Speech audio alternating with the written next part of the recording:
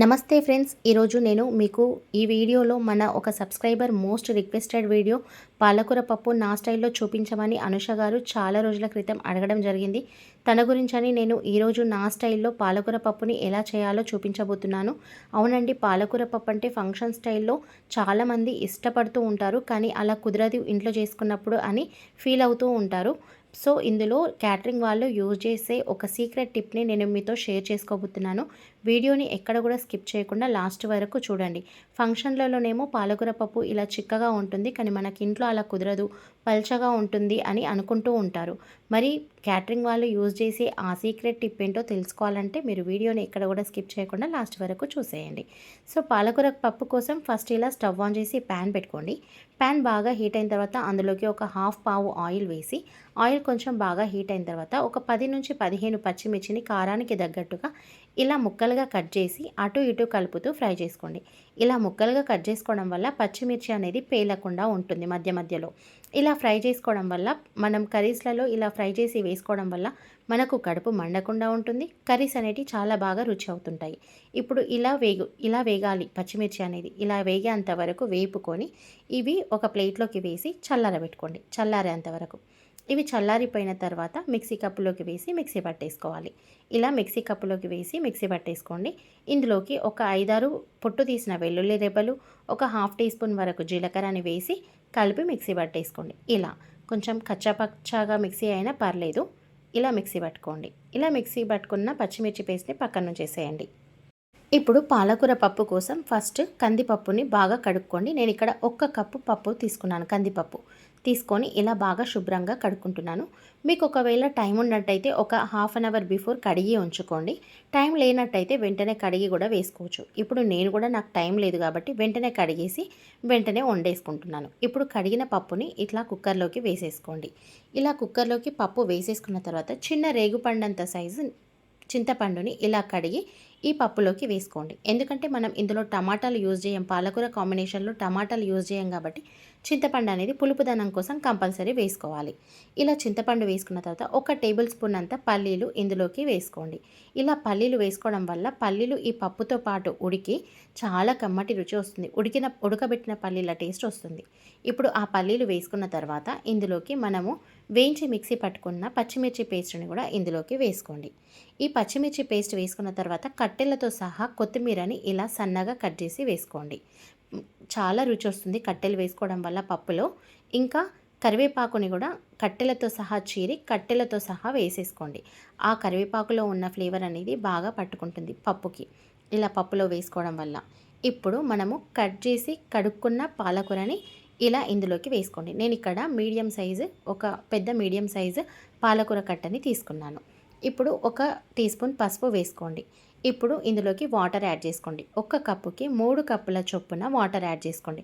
పప్పు ఒకవేళ నానినట్టయితే 2 కప్పులు వేసుకున్నా సరిపోతుంది. ఎందుకంటే పాలకూరలో కూడా వాటర్ రిలీజ్ అవుతాయి కాబట్టి 2 కప్పులు సరిపోతుంది. నేను ఇక్కడ 3 కప్పులు యాడ్ చేసుకున్నాను. ఇంకో కప్ అనేది మిస్ అయిపోయింది.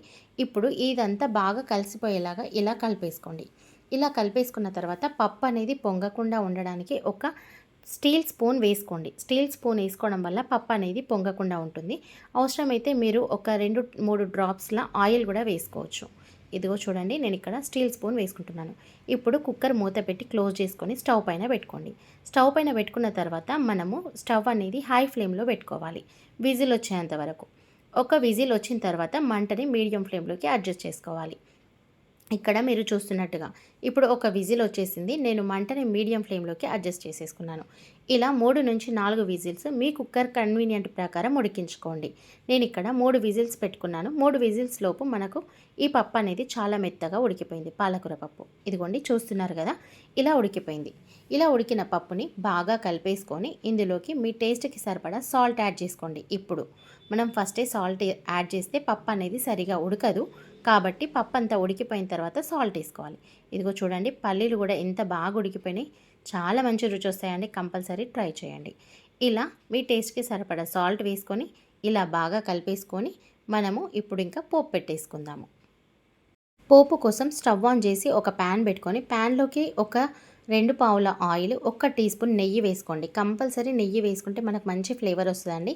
ఇవి వేగిన ఈ ఆయిల్ హీట్ అయిన తర్వాత ఇందులోకి ఒక హాఫ్ టీ స్పూన్ ఆవాలు, హాఫ్ టీ స్పూన్ జీలకర్ర, 2, 3 ఎండుమిర్చి, ఒక రెమ్మ కరివేపాకు, కొన్ని వెల్లుల్లి రెబ్బలు చిన్న ముక్కలుగా కట్ చేసి వేసుకోండి. 1 టీ స్పూన్ పసుపు, హాఫ్ టీ స్పూన్ ఇంగువ. ఇప్పుడు నేను 1 టీ స్పూన్ శనగపిండి వేసుకున్నాను. ఈ శనగపిండి అనేది సీక్రెట్ అండి, క్యాటరింగ్ వాళ్ళు యూజ్ చేసేది.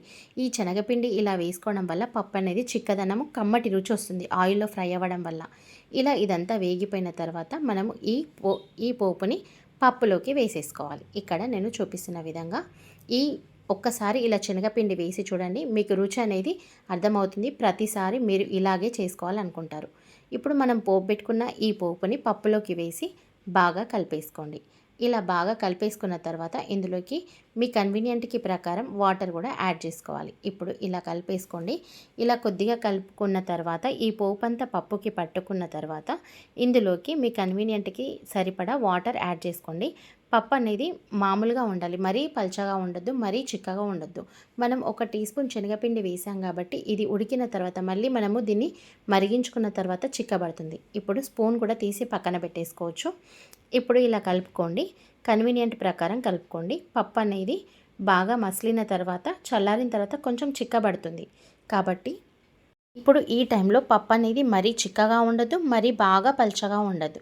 ఇక్కడ నేను చూపిస్తున్న విధంగా ఉంటే సరిపోతుంది. కన్వీనియంట్గా ఇది అయితే కన్వీనియంట్గా ఉంటుంది. ఇలా ఉంటాయి. ఇలా కలిపేసుకున్న పప్పుని మరొక 2-3 నిమిషాలు స్టవ్ పైన పెట్టి మరిగించుకోండి. ఇక్కడ నేను చూపిస్తున్నట్టుగా స్టవ్ పైన పెట్టగానే ఒక 2-3 నిమిషాలలో పప్పు అనేది ఇలా మరగడం స్టార్ట్ అవుతుంది. మరీ ఎక్కువ కూడా మరగనవసరం లేదు. మరీ ఎక్కువ మరిగితే బాగా చిక్కగా అయిపోతుంది. ఇప్పుడు ఈ టైంలో మనం సర్వ్ అవుట్ చేసుకోవడమే. ఇంతే, సింపుల్. ఇంకా మనము ఒక బౌల్లోకి వేసి సర్వ్ అవుట్ చేసుకోవడమే. ఇలా సర్వ్ అవుట్ చేసుకున్న పప్పుని మనం వేడివేడి అన్నంలోకి కలుపుకొని తింటే చాలా కమ్మటి రుచి ఉంటుంది. ఇదిగో చూడండి, ఇక్కడ నేను చూపిస్తున్న విధంగా. నేను దీనికి ఒక మంచి కాంబినేషన్ కూడా చెప్తానండి. ఇలా పాలకూర పప్పుతోని కలుపుకొని కడుపు నిండా తిన్న తర్వాత లాస్ట్కి ఇదిగో చూడండి, ఈ పల్లీలు అయితే చాలా బాగా టేస్ట్ వస్తాయి. ఒకసారి ట్రై చేయండి. ఇలా పాలకూర పప్పుతోని మొత్తం తినేసిన తర్వాత లాస్ట్కి ఇలా పెరుగులో పాలకూర పప్పు అనేది కాంబినేషన్ చాలా బాగుంటుందండి. నేనైతే పెరుగు లేకపోయినా కంపల్సరీ తెప్పించుకొని మరి ఇలా ఈ కాంబినేషన్తోని కలుపుకొని తిని ఎంజాయ్ చేస్తాను. ఒకసారి మీరు కూడా ట్రై చేయండి ఫ్రెండ్స్. ఈ స్టైల్లో ట్రై చేసి టేస్ట్ ఎలా ఉందో కామెంట్ చేయండి. ఓకే ఫ్రెండ్స్, వీడియో నచ్చినట్టయితే ఒక లైక్ ఇవ్వడం మర్చిపోవద్దు ఫ్రెండ్స్. ఒక లైక్ ఇచ్చేసేయండి. ఫ్యామిలీ అండ్ ఫ్రెండ్స్కి కూడా షేర్ చేయండి. మరెన్నో మంచి మంచి రెసిపీస్ కోసం మా ఛానల్ని అయితే సబ్స్క్రైబ్ చేసుకోండి. సబ్స్క్రైబ్ చేసుకున్న వెంటనే బెల్ బటన్ ప్రెస్ చేసి ఆల్ అనే ఆప్షన్ని ప్రెస్ చేయండి. అప్పుడు మేము వీడియోస్ అప్లోడ్ చేసిన వెంటనే నోటిఫికేషన్ వచ్చేస్తుంది. Okay friends, thanks for watching my video.